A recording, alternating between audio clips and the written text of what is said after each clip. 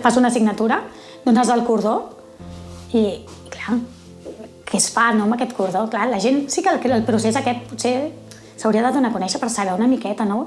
Què es fa amb el cordó? Com saben que és exactament igual que el teu fill, no? O com el busquen? El Jan tenia 5 anys quan li van diagnosticar una pneumònia i a través d'aquella pneumònia van veure amb una analítica que tenia alguna cosa alterat. Llavors li van fer una punció medular i van veure que tenia leucèmia mieloide.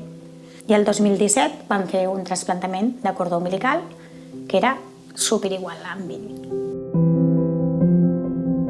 Fa 3 anys i 4 o 5 mesos que li van fer el trasplant, vull dir que ja sembla que la cosa evoluciona prou bé, i més venint d'on venim, que amb 2 recaigudes vas amb una miqueta amb peus de plom, no?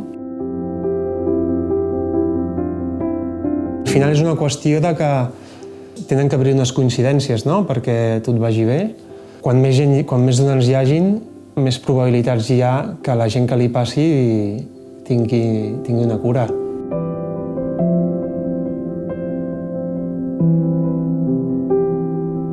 No ho penses mai, perquè sempre és el cosí del veí.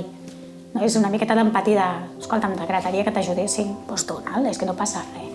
No et fan mal, És una cosa que no... Si no el dones, on va parar? És que no costa res. Jo el donaria al meu fill i a salvar la vida, i a nosaltres també.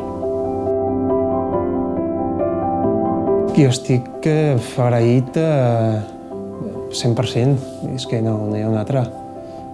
És que, vamos, és agraïment total, sí.